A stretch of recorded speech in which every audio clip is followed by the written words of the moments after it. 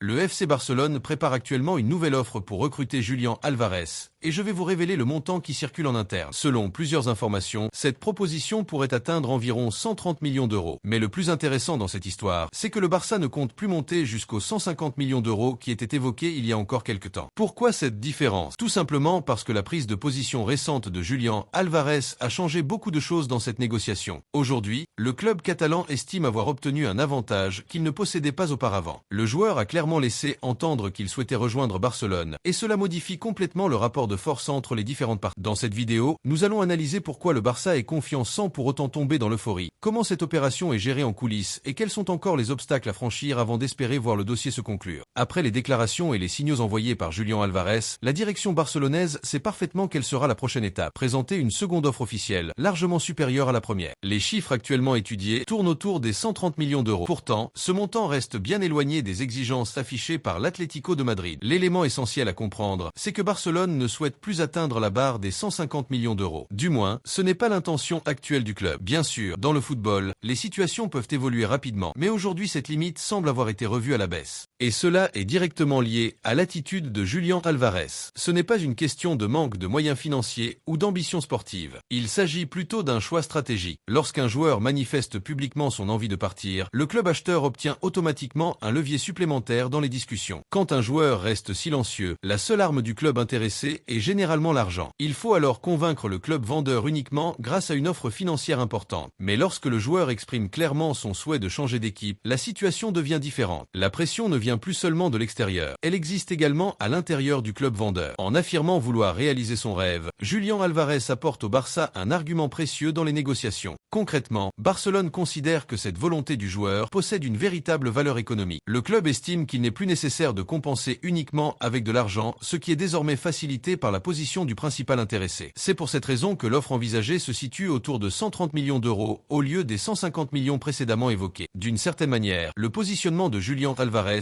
permet au Barça de réaliser une économie potentielle de plusieurs dizaines de millions d'euros. C'est une démonstration très intéressante de la manière dont fonctionne réellement le marché des transferts. Un recrutement ne dépend pas uniquement du montant proposé. Il faut également prendre en compte la volonté du joueur, le contexte, le timing, la pression médiatique et les intérêts des différentes parties. Beaucoup de supporters voient un transfert comme un simple échange d'argent, mais la réalité est beaucoup plus complexe. Dans ce dossier, Julián Álvarez a ajouté un élément qui ne peut pas être mesuré uniquement en millions d'euros. Son envie affichée de rejoindre Barcelone pèse désormais dans la balance et offre au club catalan une marge de manœuvre supplémentaire. Même si les finances du Barça s'améliorent progressivement, économiser entre 20 et 30 millions d'euros sur une opération de cette ampleur représente une différence considérable. Cela montre que le club cherche à gérer ce dossier avec intelligence plutôt qu'en sortant simplement le chéquier. Cela dit, il faut aussi souligner qu'un montant de 130 millions d'euros reste énorme. Personne ne peut nier le talent de Julián Álvarez, mais une telle somme place forcément le joueur parmi les transferts les plus coûteux du football mondial. Certains estiment qu'un tel investissement devrait être réservé aux attaquants les plus dominants de la planète. Malgré cela, la stratégie actuelle du Barça semble claire. Profiter de la volonté du joueur pour tenter de faire baisser les exigences de l'Atlético de Madrid tout en poursuivant ses efforts pour améliorer sa situation financière et respecter les règles du fair play économique. Si, sur le plan financier, les nouvelles sont encourageantes, l'ambiance au sein du FC Barcelone est également très positive sur le plan moral. Cependant, il est important de préciser qu'il s'agit davantage d'un optimisme mesuré que d'une véritable euphorie. Cette nuance est essentielle pour comprendre l'état d'esprit actuel du club. Il y a encore quelques semaines, beaucoup de personnes au sein de Barcelone doutaient sérieusement de la faisabilité de cette opération. Certains pensaient que Julián Álvarez utilisait simplement l'intérêt du Barça pour améliorer sa situation contractuelle. D'autres estimaient que le transfert était pratiquement impossible en raison des contraintes financières du club et du coût extrêmement élevé du joueur. Pendant longtemps, le dossier semblait lointain et compliqué, mais tout a changé à partir du moment où Julián Álvarez a commencé à envoyer des signaux clairs concernant son avenir. Son positionnement public a complètement modifié la perception de l'opération au sein du club catalan. Aujourd'hui, les dirigeants barcelonais considèrent que l'étape la plus difficile a peut-être déjà été franchie, obtenir un engagement fort du joueur. Ils pensent désormais que les autres éléments du dossier pourront progressivement se mettre en place. Cela explique pourquoi le climat est beaucoup plus positif qu'auparavant. Malgré cela, la prudence reste de mise. Le Barça a déjà vécu des situations similaires par le passé,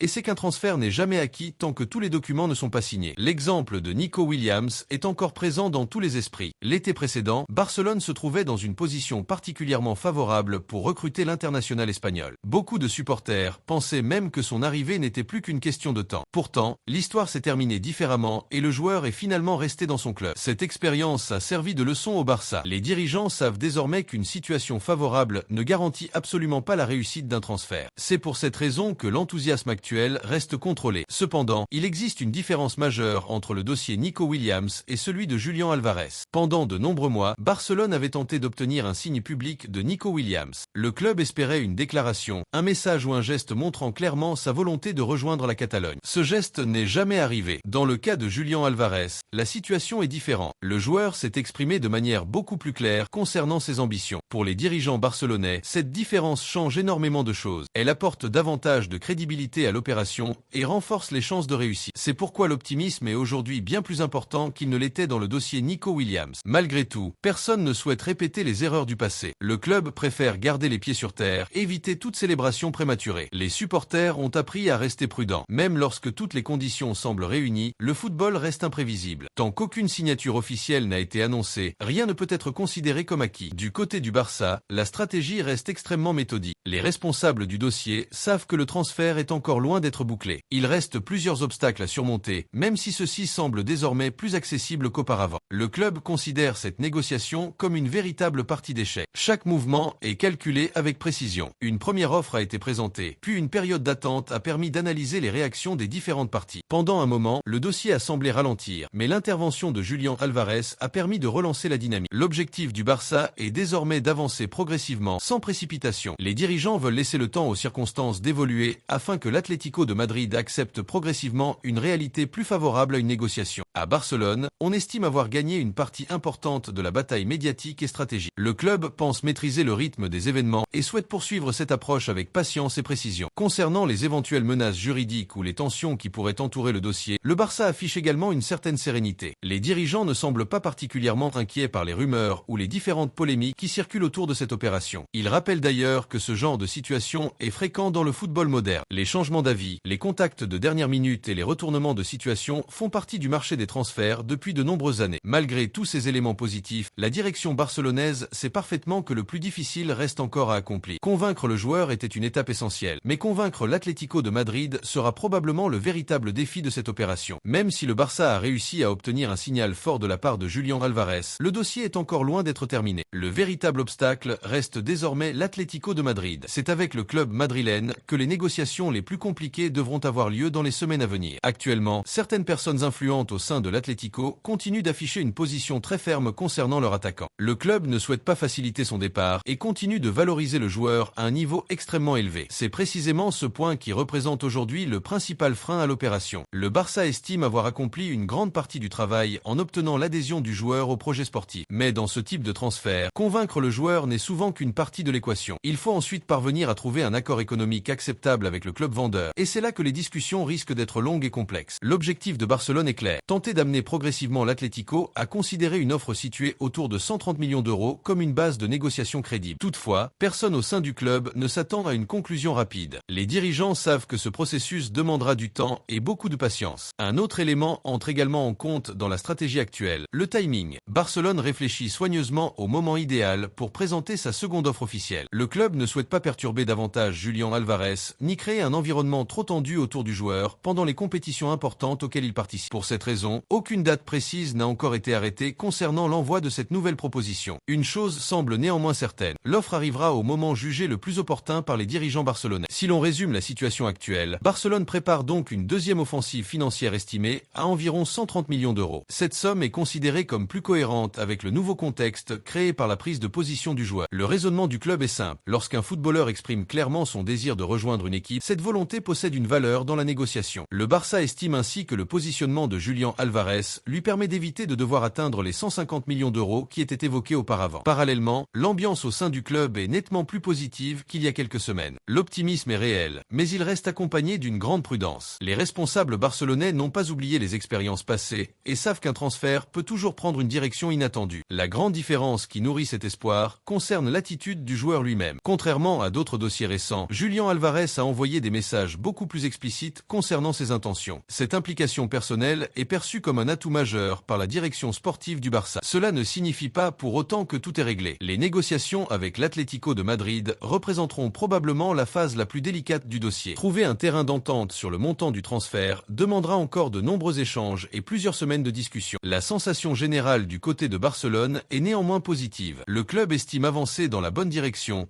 étape après étape. Rien ne sera bouclé du jour au lendemain, mais les responsables pensent que les conditions deviennent progressivement plus favorables. Le message principal reste donc le même. Gardez confiance tout en restant lucide. Le Barça a franchi une étape importante grâce à l'engagement affiché par Julián Alvarez, mais il reste encore du chemin avant de pouvoir parler d'un transfert finalisé. Et vous, quel poids accordez-vous à la volonté d'un joueur dans une négociation de transfert? Pensez-vous que le désir affiché par Julián Alvarez justifie une réduction de plusieurs dizaines de millions d'euros sur le montant demandé? Ou au contraire, estimez-vous que le Barça devra malgré tout faire un effort financier plus important pour convaincre définitivement l'Atlético de Madrid? Dites-moi votre avis dans les commentaires avec respect et argumentation. J'ai hâte de découvrir vos analyses sur ce dossier qui continue de faire parler tout le monde. Si vous suivez l'actualité de Julián Alvarez depuis le début, vous savez que chaque nouvelle information apporte son lot de rebondissements. Une chose est certaine, cette saga est encore loin d'avoir livré son verdict final. N'oubliez pas de soutenir Barça Actu en laissant un like, en vous abonnant à la chaîne et en activant les notifications pour ne manquer aucune information sur le mercato du Barça. Merci à tous pour votre soutien et rendez-vous très bientôt pour une nouvelle actualité du FC Barcelone.